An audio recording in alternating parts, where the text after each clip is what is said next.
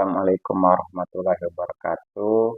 Baik teman-teman ya, di video kali ini ya, saya akan memberitahu teman-teman ya, kapan pada saat kita melakukan uji korelasi itu menggunakan uji chi-square atau uji Fisher-Exact ya.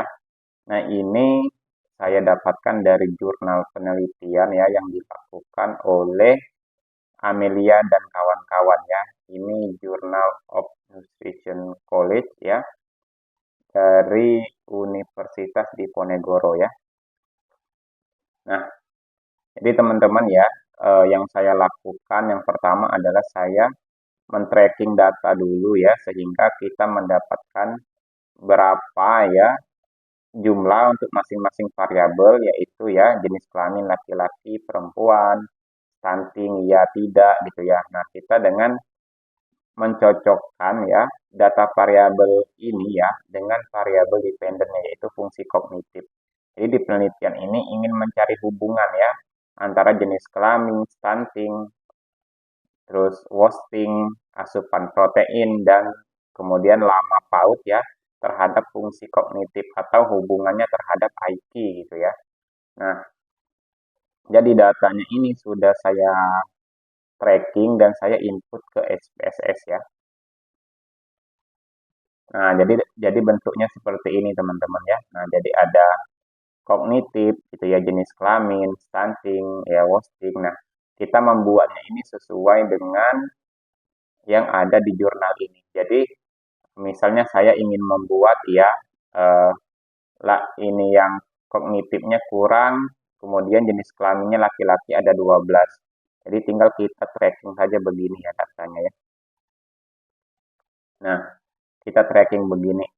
Nah, kita kan jenis kelamin satu laki-laki, fungsi kognitifnya 2 itu kurang. Jadi kita bikin ya. Bikin untuk laki-laki ya kognitifnya kurang ada 12. Berarti kita bikin ini sebanyak 12 gitu. 1, 2, 3, 4, 5, 6, 7, 8, 9, 10, 11, 12 gitu ya. Dan kemudian berikutnya lagi ini ya jenis kelamin perempuan kognitifnya juga 12 juga gitu. Nah, jadi jenis kelamin perempuan gitu ya, itu dia 2 gitu ya. Berarti 2 ya, dengan 2 itu dia 12 juga. 1, 2, 3, 4, 5, 6, 7, 8, 9, 10, 11, 12. Nah, begitu teman-teman ya. Jadi kita tracking datanya seperti itu.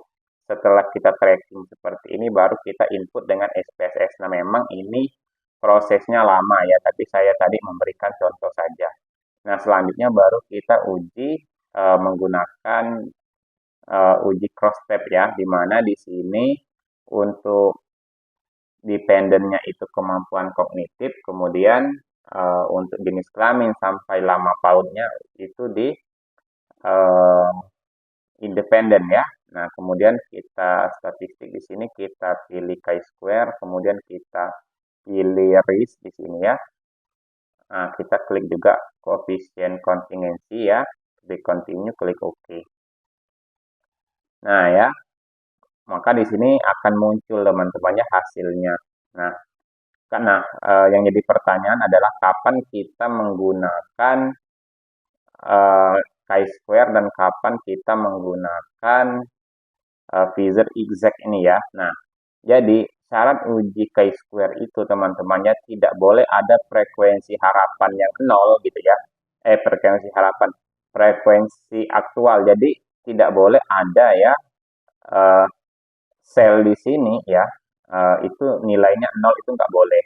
Dan kemudian ya tidak boleh ada frekuensi harapan ya, atau expected count itu kurang dari 5 ya. Jadi harus 0% ya syaratnya. Kalau dia ada ya, ada satu sel saja dia itu frekuensi harapannya itu kurang dari 5, maka kita tidak bisa menggunakan chi-square. Nah, kalau kita lihat di sini ya, tidak ada frekuensi aktual yang 0, kemudian frekuensi harapan yang kurang dari 5 juga tidak ada. Sehingga ya, untuk hubungan ya jenis kelamin dengan kemampuan kognitif ya, ini tidak ini kita menggunakan uji chi-square ya. Jadi tidak menggunakan uji Feather eksak.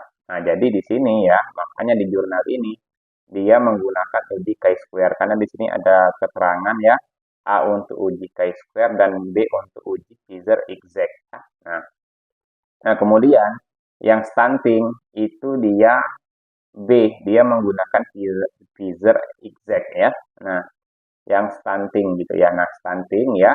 Nah, di sini kenapa dia menggunakan Feather exact? Karena ada satu sel atau sebanyak 25% yang mempunyai frekuensi harapan itu kurang dari 5. Sehingga kita menggunakan uji Feather exact ya. Nah, jadi kita menggunakan 0,026 signifikasinya ya. Nah, ini ya. Dan yang Wosting ya. Nah, yang Wosting menggunakan apa? Kita cek lagi yang Wosting gitu ya. Nah, yang Wosting, nah juga ada ya, ada frekuensi harapan yang kurang dari 5 sehingga menggunakan Feather exact ya. Nah, kemudian yang asupan ya, ini asupan protein itu lihat juga ada ya frekuensi harapan yang kurang dari 5 sehingga juga menggunakan Feather exact bukan chi-square gitu ya. Dan seterusnya sampai yang terakhir ya. Ini yang terakhir kalau kita lihat tidak ada ya. Tidak ada frekuensi harapan yang kurang dari 5 dan tidak ada juga frekuensi aktual yang nilainya 0 sehingga menggunakan yang Feather exact ya. Nah, 0,506 ya. Nah, oke. Nah, di sini dia keliru ya, harusnya ini B ya, Feather exact ya, 506.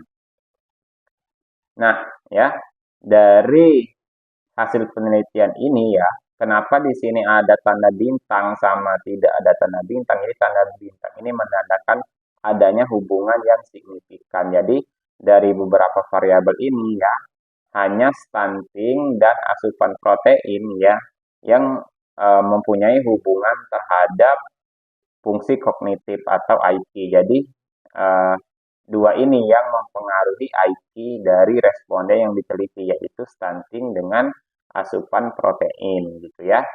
Nah, untuk lebih lanjutnya ya, setelah dia lakukan uji chi-square ini, dia lakukan uji regresi logistik gitu ya.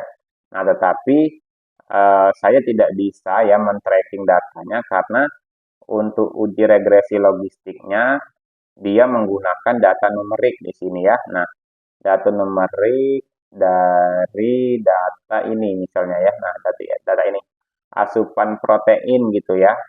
Nah, dia ada data numeriknya ya sebelum dia klasifikasikan menjadi kurang dengan adekuat ini ya. Nah, jadi data numerik kemudian dia rubah menjadi data kategorik, tetapi untuk uji regresi logistiknya ya dia menggunakan numerik. Nah, yang kategorik itu adalah untuk dependennya saja, yaitu fungsi kognitif. Jadi saya tidak bisa men-tracking di sini, tapi di video ini kita belajar bahwasanya kapan kita menggunakan ya uji Feather exact sama uji chi-square. Mungkin itu di video kali ini ya. Terima kasih. Assalamualaikum warahmatullahi wabarakatuh.